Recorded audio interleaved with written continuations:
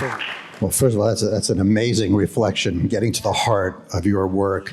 I want to say that I was going to start with draw your weapons, but the other night we were talking, and you were talking about your crisis of faith and your earlier book, Breaking Up with God, and I thought, well, it's Sunday morning. You were planning to be a priest, and so welcome to the Lady of Eternal Letters right here. So I want to start by saying, you deal with. Oh, that's the hum of the air conditioning. That's okay. It is. I want to start with you reading a passage, because really what strikes me is you deal with so many terribly serious and often painful struggles and issues, but you've still got a sense of humor. So this is, set the scene for us. You had been a divinity student. Hi. Thank you. Is this okay? It sounds like. I think if the audio person, if you can just, there we go. Thank you. Thank you so much for having me here. I have to say I've had so much kindness at this festival. I'm just really grateful to Maddie for making this happen, and Mary and Molly and Michael, all the M people, and Dick, who invited me 2 years ago and I couldn't come, and he stuck with it. So I'm just really grateful. And I live in a small town in Idaho, and I know what it feels like to fall in love with a place. So I understand why you come here. What a place you have. So I was a teacher in LA and Compton, and thought that churches could be places that would fight racism and economic inequality. So I thought I would be a priest. I thought religious language is this powerful language that can help us dream into being a better world. So I'm going to go do that. But then after 3 years of divinity school, and I also got a doctorate in theology, I realized I didn't believe in God, which turns out is a problem if that's what you want to do with your life. So here's a little piece of Breaking Up with God. And I should start by saying earlier, there's one line in here that I have to read before you get to this. Hold on. I'm a feminist theologian. Saying out loud that I believed in a male God is like a yoga teacher smoking a pack of cigarettes every day between classes behind the studio. Just so you have a sense. Thanks for prefacing that. Saying I broke up with God feels like courting divine disaster. The most dangerous time for women in abusive relationships is when they leave. I imagine God browsing the shelves of a local independent bookstore, seeing the title of this book, tracking me down, and smiting me. Doubting is one thing. Actively choosing to end a relationship with God is something else altogether. Not to mention what might happen when God finds out I started seeing other people. He doesn't respond well to restraining orders. He doesn't have a good track record when he's pissed off. He sends locusts, turns women into pillars of salt, kills firstborn children, and drowns people in the sea. And so now let's transition into Draw Your Weapons, which as a journalist and somebody who spent his life in TV journalism, I'm recommending this book to everybody who I've spent time in newsrooms with, where we often struggle over horrific images and how much of these images to show and not to show and why. And I want to start, because this book really is a meditation on how to look at an image and not just dismiss it, but to figure out what role should that image play in our lives. And I was looking at the Pulitzer Prize winners from this past year in journalism, and this is an image, if we can turn down those lights, and if there's still a way to get that feedback down a little. Is that from you, or? Oh, okay, thank you. Is there a way to turn those lights down a little bit? Yeah, that's perfect. That's just a joke. The fans help. So let me ask you. So this is an image from a Pulitzer Prize-winning series done by the Associated Press in Yemen, which is a place most people don't get to go to. There's a war going on there, and that's one of those images that isn't necessarily that disturbing. It's the charred remains of a taxi cab. It's not disturbing until you hear the details of it. And I want you to know, should I read you the little text that goes along with it? And then I want to know how you digest an image like that. So I'm just going to go to my notes.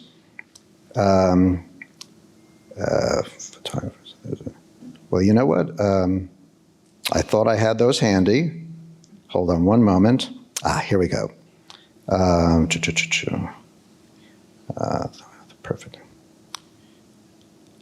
So this is, what happened here is there was a 14-year-old boy who very innocently took up an offer to get free motorcycles that were being handed out by Al-Qaeda in the mountains.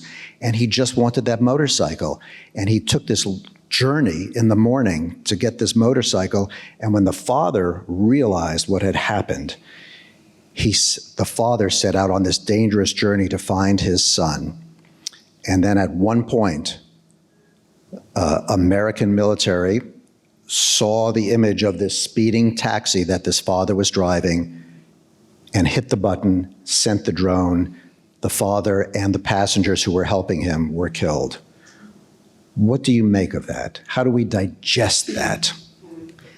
I'm glad you had me start out with a joke, a funny passage first. So then I was laughing and realized I was laughing in front of this violent image. But I've been thinking about violent images and what our ethical response is when we see pictures of people in pain for about 15 years. I started. As I said, I was a doctoral student in theology when the torture photographs from Abu Ghraib prison came out.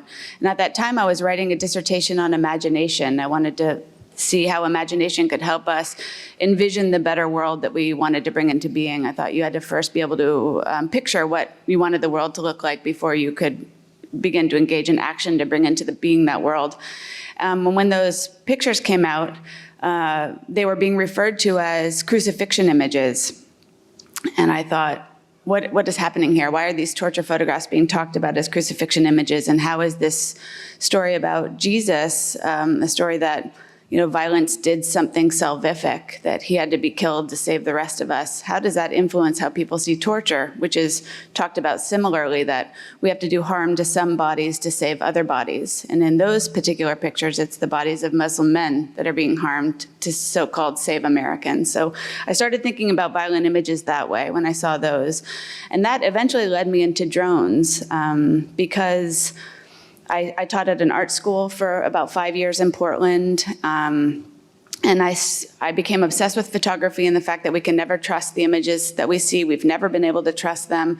So what does it mean that you put a camera on a plane and then kill people based on what you think you see? So this is an example of that, the violence of misseeing, which is what we do all the time. That's what sexism is based on. That's what racism is based on. I have to pause you there. What was that? The phrase was the violence? Violence of misseeing, not seeing properly, which is, aerial photography is very hard to interpret. For me also, drones are also theological objects. To me, they're little gods flying in the sky. And I wonder how the stories we tell about God, as if God is in the sky and can see us and can see what we're doing all the time, which I grew up Catholic, really freaked me out as a little kid that I was being watched.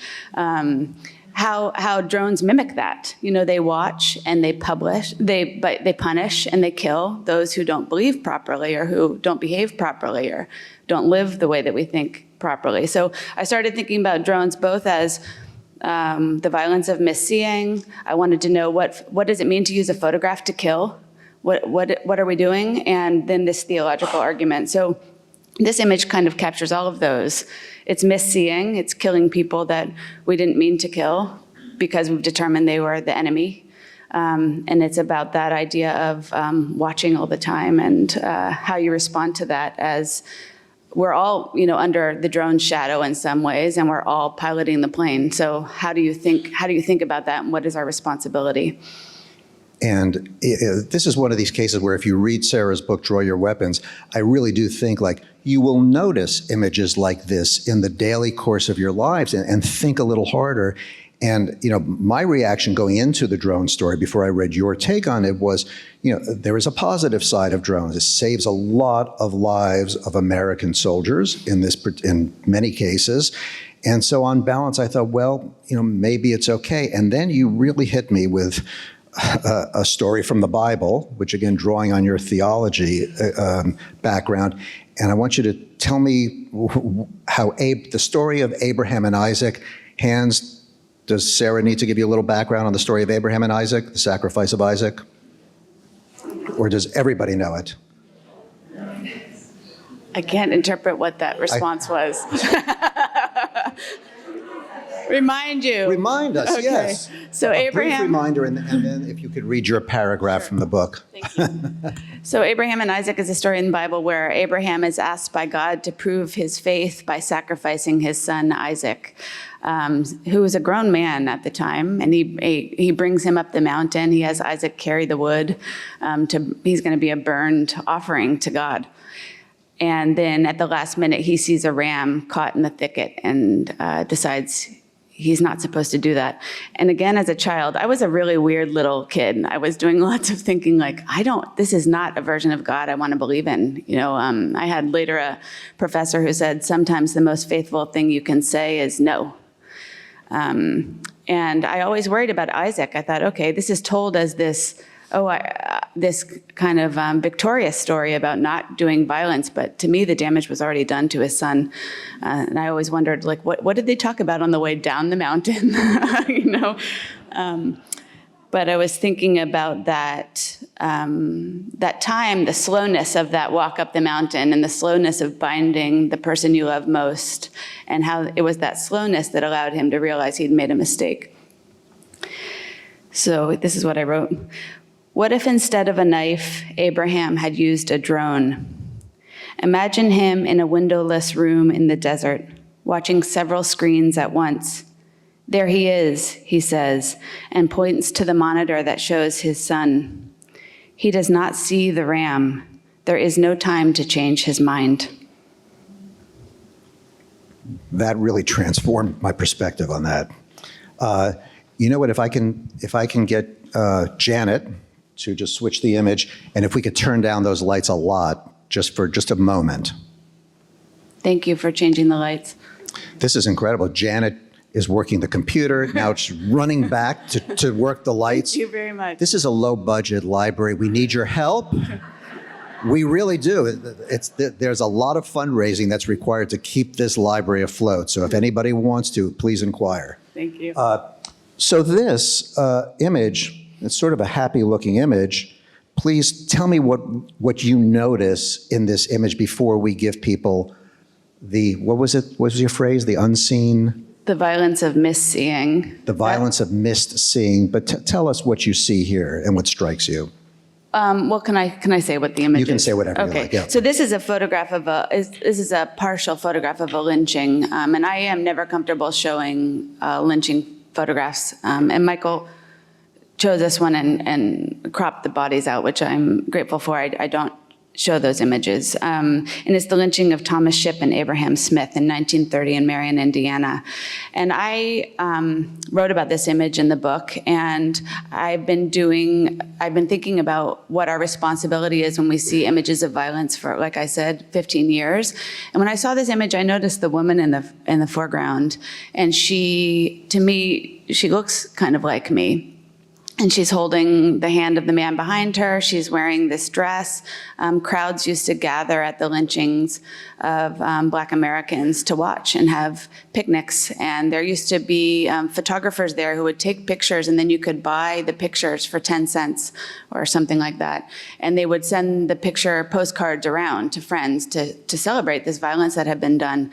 And I think about that now when I see the videos of police shootings of Black American men and how freely those images are circulated. And they strike me as like lynching photographs, even if the videos are taken with the intention of stopping that violence. And one of the things I've been thinking about is, why is it that we're so able to see the bodies of Black and brown people being killed, but we don't see the images of white Americans? For example, we don't see soldiers' bodies in the newspaper. I've been keeping kind of casual recording of whose bodies are seen for the last 15 years, making myself sound like a lot of fun. I am actually very fun to be with. But there has not been, I have not seen a single white body, not from terrorism, not from a car accident, not from a natural disaster. I only see images of brown people. Why is that? And how does that the fact that some bodies are allowed the protection of privacy and other bodies aren't. If we're only allowed to see some bodies, how does that shape the bodies we aren't? How does it shape how we see the bodies we aren't allowed to see? So that's something I've been thinking about. But for her, I thought, well, how is my looking at these images any different than hers? How am I any different than her? She's gathered at this event to watch the spectacle of violence, and all of us watch spectacles of violence every day when we look in the media, and most of us do nothing. How can I make sure I'm not like her? And so that, to me, I think is a question that animates the book. So that's the question. I have to say that my daughter who's in the audience, Emma, who's a high school sophomore, almost every day sees an image of violence and insists that we figure out a response, a concrete response.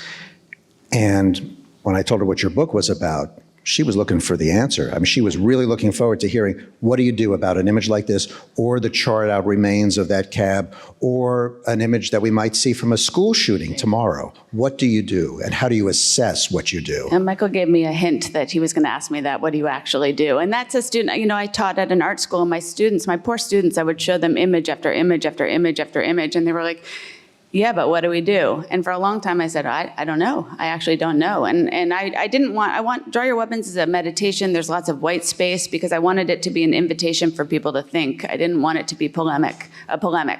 I understand it as a kind of song or an invitation to conversation. And I asked the reader to animate it. I don't want to tell you what to think. But I think that if we all just chose one image, this is my most recent idea. Everybody is assigned an image at birth, or you can choose your image. You just have to respond to one. You have to do something concrete, ethical, political, restorative, reparative for that person in the picture. And you have your whole lifetime to do that. Then the world would look very different, and you'd know you're not alone. You're not the only one that's trying to respond. I think if we all chose one image, the world would look very different. I'm being quiet because I want to give that white space for people to think, because honestly, that was not in your book, right? No. This is the value-added nature of this conversation. I mean, that is an incredible thought, and it's much less overwhelming because we're inundated with these pictures every single day. Just choose one. Yeah. There's a theorist that I've read recently named Ariella Azoulay, Azoulay. It's a very, very thick book, but I wrote a very short article on it in the New Yorker that you can read if you not want to skip the book. But I kind of went back and forth about whether looking did more harm. So when I first started teaching, I showed my students all these violent images, and then I thought, well, I'm her. So I'm not going to show any violent images, so I stopped showing violent images. And then I thought, well, who does that protect? Does that protect the viewer? Does that protect the person in the picture? Does our not looking do more harm? Is ignorance a kind of unethical choice? So then my students and we would decide whether we would look. Every image, we'd talk about it, and we'd decide, and people had the option not to look. But I think that I read Ariella Azoulay, and she said that people in pain allow themselves to have their pictures taken because they hope that someday there might be a viewer who would do something about what they see. And I read that, I thought, oh, I've been asking the wrong questions for 10 years. It doesn't really matter the emotional impact on me. It matters if I'm able to turn that emotion into an ethical, concrete, political response that does something for the person in the picture. Well, and that's so interesting. So I want to bring you into when I was Peter Jennings' writer at ABC World News Tonight, and those were the days when there was just really a half hour every night. There was no 24/7 to define the world, and there was the war in Bosnia and Sarajevo, and every day there were violent images, and it was the same story day in and day out. And then one day there was this massacre. It was a very famous massacre in the Sarajevo marketplace, and the video cameras showed up very quickly, and we got the raw feed into the newsroom. And there was the usual debate because the images were horrific, including close-ups of faces and body parts and other things. And we had to ask the question, how much of this do we show? And I personally would always argue not to show a close-up of a face, but to really show as much as possible so that people could understand just what was wrought by that one incident. I don't know what you would have done in a newsroom or what question you would have asked in light of all the thinking you've done now. I change my mind every day, pretty much. I think if you're going to show some bodies, you have to show all bodies. So I don't think it's okay only to show bodies in other countries. I don't think it's okay to only show black and brown bodies and to offer white bodies a kind of privacy. So I think if you're going to show some bodies, you have to show all. Otherwise, the act of seeing itself becomes a way of othering the body, and we don't know how to respond properly to bodies we've decided aren't like us. But I also think in a way where viewers, we are not good viewers. We don't know what to do. And until we know what to do, maybe we shouldn't look. So you're saying draw your weapons and don't look until you do. There's no pictures in Draw Your Weapons. Which is fascinating. So tell me about that choice, because I mean, here is a book about how to look at images that doesn't have a single image. Tell me about your choice. And I should tell you that your ability to describe those images helped me visualize, but tell me why we just shouldn't have been looking at the images alongside each page with Thanks. you. I don't like to feel assaulted by books. I don't like when books tell me something that I wish I'd never heard. And I don't mean that in a way. I think you can tell the difference between a writer that's sharing with you the violence of the world and asking for a response, and a writer that's kind of using that violence to get a reaction from you. I think it's a subtle difference, but it's really important to me that my work didn't do that. So I didn't want a reader to see something they didn't want to see. I wanted the reader to have agency. And all the images that I describe, you can see them online. So if you want to see them, you can go and look for them. And my editor, Andy Ward at Random House, who's just a phenomenal thinker. We went back and forth about whether to put images or not. And then we went back and forth about maybe we just put one image per chapter. And when I started thinking about what that image would be, I realized the images became flat. They became flattened. They were like illustrations to an argument. And I didn't want that either. So I opted for no images at all. And I think that was the right choice. You know what, I want to open it up to questions now, and if anybody has any thoughts or yes. What do you think of the woman who painted Emmett Till? Yeah, you're talking about the Whitney biennial 2 years ago. So if, Dana Schultz is her name, I think. Is that? if you could repeat something? those questions too. Oh, Jess, what did I think about the woman who painted Emmett Till, who it was a white artist, and her artwork was protested at the biennial, and it raised this question about who has the right to represent whose pain. And I think that's a complicated question, and as a white woman, I don't think I'm the person to answer it. I read an essay by Zadie Smith that she wrote in response to that controversy, and I thought her argument was really interesting, and she said, who gets to decide who is the right category? And so she's, I think she's white and black. And so she said, well, can I do it? And she was arguing that you don't want to get into, start biologizing racialized categories that are actually inventions. If race is an invention with material effects, you don't want to retreat to biology to make an argument about who has a right to represent whose pain. But I think that that question about why you make art and what effect you want it to have is a really important one to wrestle with. And I think the outrage was clear in that case, and which suggests it wasn't the right decision on her part. And she makes all different kinds of art, so she could have shown anything. People were upset about the way she slashed the face. But there's a new campaign called My Last Shot. I don't know if you've been following it. It's been started by students about gun violence, and they've said if they are killed in gun violence in a school shooting, they want the images of their bodies made published. And on their website, they have the photograph of Emmett Till in his coffin, and his face is visible, and it's a very intense photograph. They also have the photograph of Alan Kurdi, the Syrian boy who washed up on the beach, the 3-year-old boy. And they have what they call Napalm Girl, which is Kim Phuc running down that street in Vietnam naked. And I thought, well, how interesting that the 3 images they choose are people of color who have been violated or are suffering or killed or murdered. And they're using those images in some ways in a respectful way to say these were powerful images that changed the conversation. And in another way, they're using them as illustrations of their argument. And I was really uncomfortable with that. So that's a long way around to not answer your question. Yes. Those lines, I think that, for instance, in gun violence, again, you said we see those of African American people who've been shot by police. Wouldn't it be powerful to see the children, the random, victims of, not locking up a gun? I mean, white children, all. I don't think we're even allowed to publish that information about how much damage there is. And sometimes it's not just death, it could be permanent injury and things. It could be, in a way, very effective to see that. Just the way when we saw the Vietnam War, it said, oh, we don't want war, we want this war.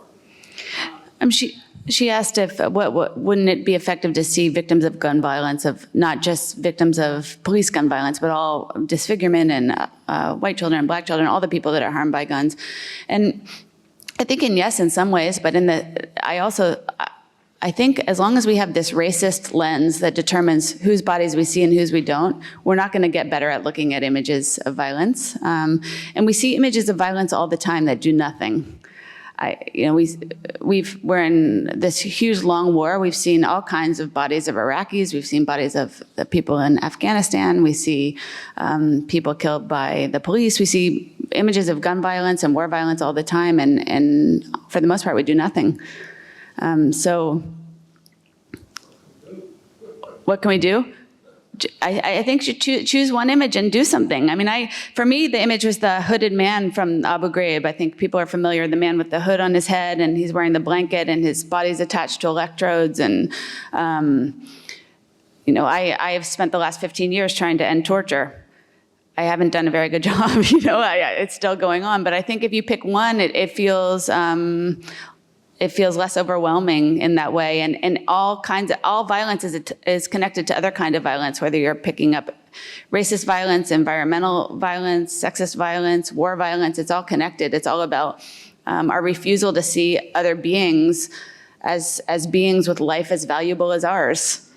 And I think the question about photographs of violence do they help us see other lives or animals or the earth itself, herself, as a being, as a living being deserving our protection, or do they make us think of those beings as somehow other than us? And right now, I think for the most part, photographs of violence teach us to see those bodies as other. And I just should add before I get to you, so you chose that one image, launched you on a 15-year journey. One of the things you've done to combat, to respond to that image is to write this book, which was a 15-year project, basically. But there was another picture in there that was not a violent image in your book that leads us to and we won't talk about that now, but it's a very compelling life narrative of a conscientious objector from World War II.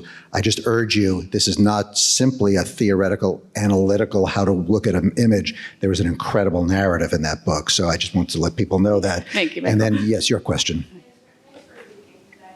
I just wanted to say, I have a tough time grappling with, I understand that there is danger in showing images only black or brown bodies, but would it, if you were to choose not to show them at all, wouldn't that lead to ignorance of those things happening?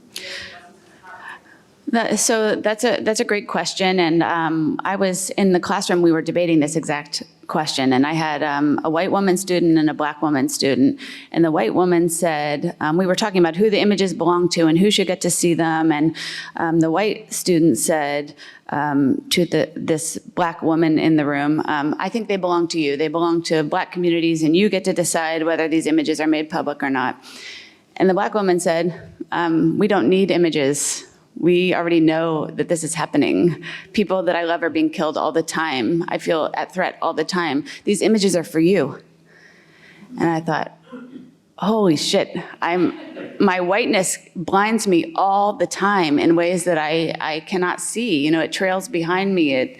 It warps my vision and my thinking. And so I think that has really stayed with me, that it's not news to communities of color. It's news to white people, and we have to see visual proof to believe racism is real, which is ridiculous. And then I was being interviewed by somebody in Seattle, a Black woman, and she said she didn't want the images made public because it was so traumatizing to her on a daily basis to see those images that it did more harm than good. So I also think at the same time that that's true, that the videos and the images have had, you know, they've animated Black Lives Matter, they've created a movement, but I think it's just complicated. There's no innocent space to stand. There's no perfect way to look. There's no perfect way not to look. In a culture of white supremacy, it's all suspect. Let me just, I see, is that Beowulf back there?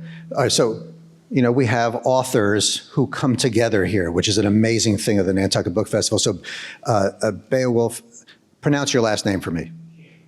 Beowulf Sheehan, who you might have heard speak, an amazing photographer. He's next, actually. He's next. Yeah. Beowulf, you are a photographer, you're listening to Sarah. Just what's triggered in your mind?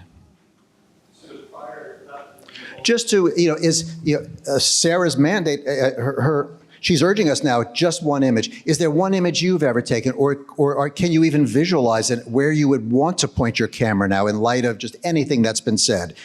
I have several thoughts. So there's ultimate question. I actually want to come back to the penultimate question. You know what I'm going to do since you have several thoughts? Come up here.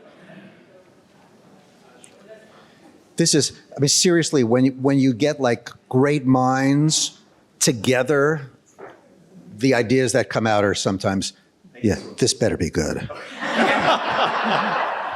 Thank you. The pressure's mine. The penultimate question that was asked spoke to the idea of you're then answering with the notion of an outsider. And of course, I love what I do. And I value tremendously the place of images in society. But I think we're competing, if I may, with the larger narrative that we have thrust upon us before we get to see an image. We're always told of when we see a military press conference or the president speaks, that other is the enemy. The person's immediately lost his or her humanity. The people have lost their humanity. And it's so much easier for us to oppress people who don't have that about them. And so I think it's good to have images that come in to challenge that very notion. But the dialogue is so overwhelming that it's easy to then, when we see the image, dismiss it because we already have certain things planted in our minds. What do you think? I think that's true. I mean, I think I'm coming off as anti-image, but I actually think if anything's going to get us out of this, it's the image itself. You know, I think that all art is political art. It doesn't matter what the content is. If we are killing people based on what we think we see, then anything that disrupts our seeing or that reminds us we never see the whole, or we always see only partially, or there's more to what we think we know, anything that troubles our certainty, which is also a theological argument. You know, God is the ultimate other. And anything human beings can say about God has to fall short. I think that's true about images. Any image, the most successful images are the images that show us we never understand the other. The other always transcends our ability to capture them, and that points to that fragmentary knowledge or that transcendence or that missing piece. So I think art is the antidote. Art is what will help us get out of this mess, and it can help us become better viewers, not just of images, but of one another. So stay tuned for Beowulf in the next session. Yes. Sarah, I wondered what you thought about Serene Jones, president of Union Seminary's book, Grace in a Fractured World, where she deals with her own family's history in lynching. Oh, I haven't read it. I need to read it. I recommend it to everyone, but she's literally thinking about the point of what is my complicity in the way violence has been reported as a white woman. And she's from Oklahoma, and she finds these postcards you mentioned, and finds her family members. Wow. And she is president of Union Seminary. I recommend the book, but you two would be extraordinary conversation partners for another discussion about this, because she's not sure Yeah. what that leads to. I love Serene Jones, so I'll have to read that book. Thank you, Janet, for that recommendation. I think Susan Sontag says that on photography, or regarding the pain of others, she says, you have to ask how your privilege is located on the same map as someone else's suffering, which is a similar kind of question. You know, we're just about coming to an end, and I just want to reinforce. So this idea of choose one image, I don't know if you're all up for this. This is not a promotion for my website, but it sort of is. Wavemaker.me is my website. You can get my podcast there, but I really want to do this. Anybody who wants to email me at michael@wavemaker.me, if you choose one image before next year's book festival. How many here are repeat visitors to the book? Oh, wow, okay. Choose one image. If you can, send it to me. I'll get it to Sarah, and maybe we can choose the one image that as a community here, we will focus on looking to next year's Great. book festival. I want one more question. Does that mean I get to come back and stay at the White Elephant? At the very least, we'll send you a picture. Okay. Not the same. Last question from my daughter Emma, who drives us crazy every single day looking at a different image, forcing a different original action for every image. Emma. Yeah, I was just gonna say, I think a lot of times people get overwhelmed because they think, oh, this is an image, this didn't even happen in my hometown, this happened far away, how am I supposed to reach these people, actually do something, what tools do I have? But I think that now in this new technological age, if you just look up the story, that's what I do every day. I look up the story, I find some article written about it. If there hasn't been, I look on Instagram, I find something. I first fact check to make sure it actually happened, whatever, or try to. And then you can go to a GoFundMe. If it's something happened with refugees, try to find International Rescue Committee, try to find an organization that helps that. In some way you can find something that helps people who are going through something similar.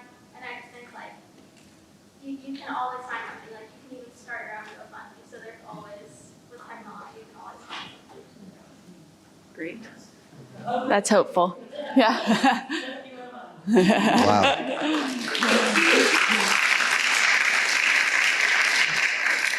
Sarah, closing remarks, thoughts? Well, can I talk about Howard? So it has a little bit of uplift, the Please, conscience. yes. So the other person he was talking about, the other photograph I saw was this picture of this older man who was playing a violin, and he was glowing. And everything in my body said, you have to know this person, you have to meet this person. It turned out he was a conscientious objector during World War II, and his college roommate was Japanese American, and he was interned. So to protest that, Howard walked out of the work camp and was put in prison. And while he was in prison, he built this violin. And he didn't finish it. And then 60 years later, his grandson, who's a woodworker, finished the violin. And so I called him and said, I want to write about you. And I could tell he was a little bit confused. He was beginning to lose his mind. And I wrote a letter to him to explain who I was. And I never heard from him. And I thought, I was worried that he died. And then months later, I got a phone call from his daughter who said she'd been going through her parents' things. Her mother had recently died. And she said to the universe, I need someone to write a book about this. She said, that was, I think, May 26th. You wrote your letter on May 26th. Come see us. And so I went and I got to meet that family and see all their letters. And so it's that he's one story about the story of a man who said no to violence at a time when that was not a popular thing to do in World War II. And then the other is a student of mine who was stationed at Abu Ghraib prison. And I was writing my dissertation on those photographs. And he was a prison guard there. And he made paintings of the detainees that he used to guard. So it was these two men, and their response to the world of violence is to make art, and those are the kind of narrative threads that form the arc of the book. Incredible story. Sarah Sentilles, thank you Thank you so much. much. Thank you, Michael.